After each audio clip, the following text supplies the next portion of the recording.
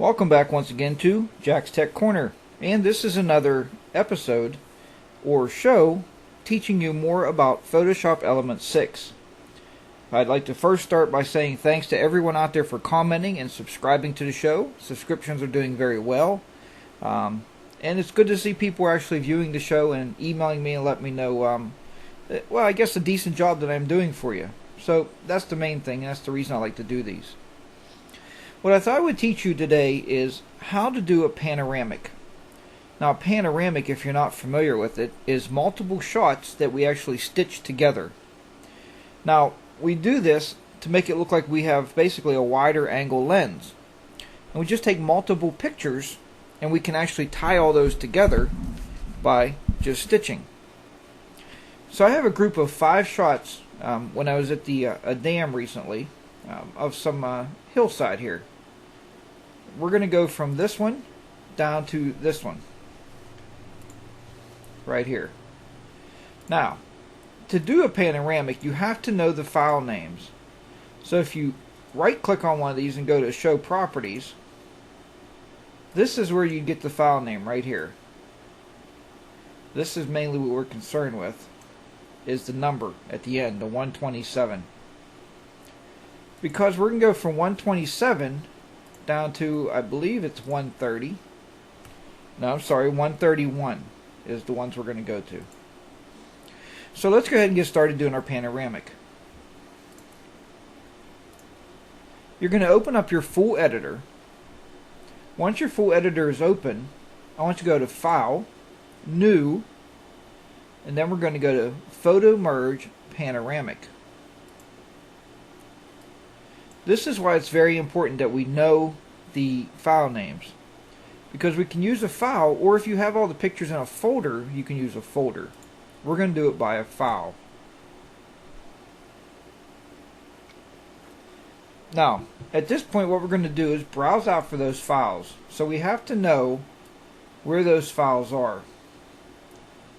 And this is what you're going to come up with. You're going to be under My Pictures, and you're going to look for the folder that you named when you imported them.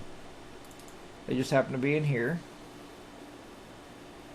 And now is when it's very important to know the file name.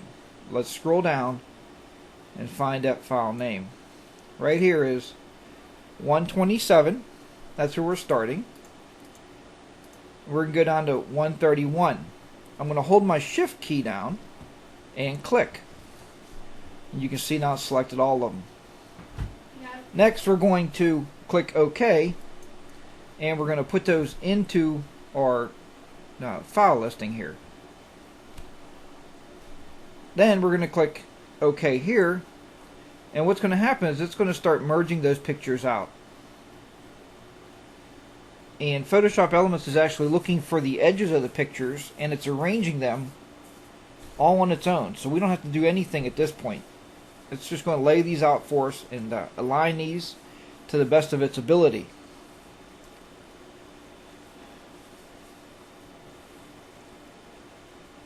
Let's see here what we come up with.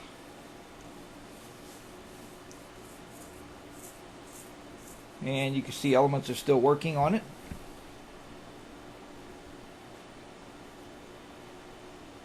Right now it's looking for all the edges, and it's trying to build it out. So we'll give it a few more minutes here. Well, hopefully it's not minutes. The clock's ticking on our golden 10-minute time limit with YouTube. I think one day for YouTube to be successful, not that it isn't, I would say that they need to abolish that 10-minute time limit. I'm going to pause this and come back as soon as this is built. This is all it's going to be doing right now here, is just building this up. So I'll be right back. And at this point, as you can see, we have our panoramic built. Now this is kind of a view here where it's pushed back in. You see how it's like angled here at the top? I forgot to show you one thing, and I really don't like this view. But hey, it's good practice anyway. You know, part of this demonstrations for Photoshop Element 6 is showing you a little bit of different ways of doing things. So let's try to build one more. New. Okay, let's go back out and pull those files back. Let's go back down to we need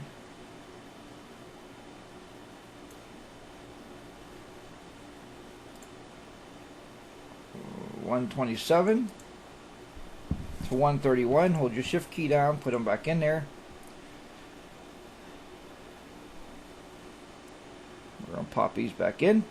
Now, this is what I forgot to show you right here on the layout. See, you can get different things. You get a perspective where it's cut back. This is auto, where it's a best guess. Cylinder, or cylinder, whatever. Cylinder. It's looped on both sides. Reposition only, or interactive layout. You can move these around. I kind of like this one the best, reposition only. Let's go ahead and try that one now. Click OK, and it's going to go ahead and build us another file.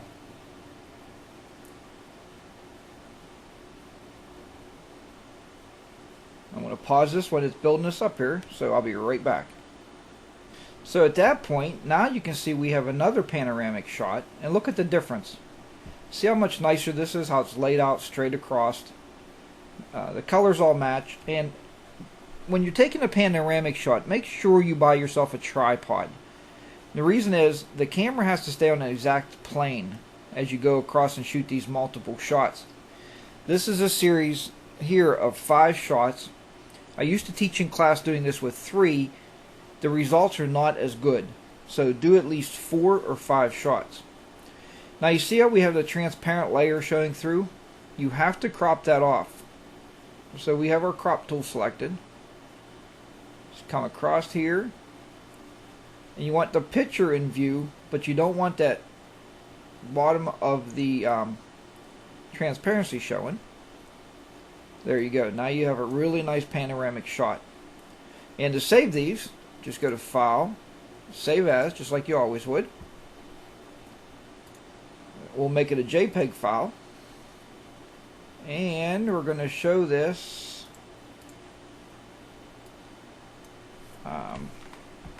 panoramic shot 1. Then save that out. Highest quality, because you're going to print this hopefully.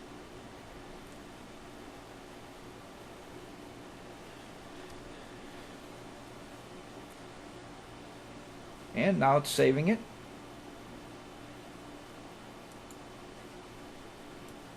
It's just a little error message there. That's okay. Alright, so folks, that's how you make a panoramic shot. Hope you enjoyed this tutorial, and I'll see you back here very soon. Take care, keep those cameras clicking, and keep editing. I'll see you very soon. My name is Jack, and remember to comment and send those emails in. See you soon. Bye-bye.